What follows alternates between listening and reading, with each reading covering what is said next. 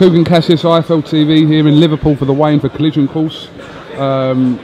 With me I've got, well, I don't know what he is nowadays. Your best mate. One of my best friends in boxing, absolutely, Glen McCRORY. Your only friend in boxing. My only friend. You better stick up for me if you hear people slagging me off. Do you do that? I will, of course I will. Of course, I always do. Always do. Every time Johnny slags me off? There's a lot of people. Johnny does most of the time. Yeah, really? Yeah, always. Johnny. Slag. Many faces of Johnny Nelson. Indeed. Glenn, huge show here in Liverpool tomorrow night at the Echo. Centred around the Cleverly Bellew thing. They've got separate fights, but they're gearing up to fight each other potentially later on in the year, which we all want to see the rematch.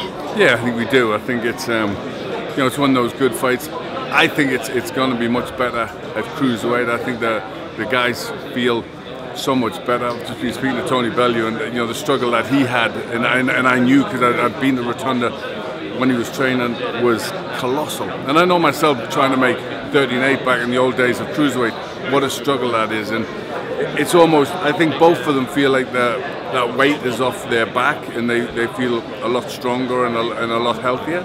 So I think it's gearing up to a good fight. The winner obviously will be in line for a world title fight. They've both obviously made their cruiserweight debuts already. Tony Bellew had a slightly longer challenge in Rudolph than Cleverly had in Corbin, but like I said, what do you know about their opponents this time in Valori and Dos Santos? I think I think they're decent enough opponents. They're solid enough. It's only the second fight at cruiserweight, so you'll not be expecting to go in with somebody too difficult. But I think they're certainly good enough, both of them, to give them a little bit of trouble. But I'm expecting. I think tomorrow's all about a sensational show.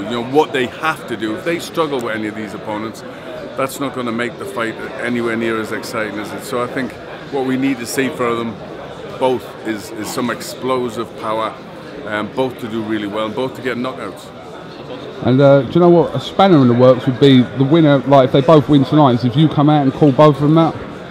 Neither one of them are ready for that sort of level yet, but if they keep working, it could get there. It could get there.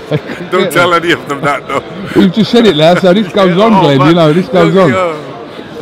All right, Glen McCRORY, thanks for talking to IFL TV, and we'll catch up with you soon. Always a pleasure, mate. Thank you.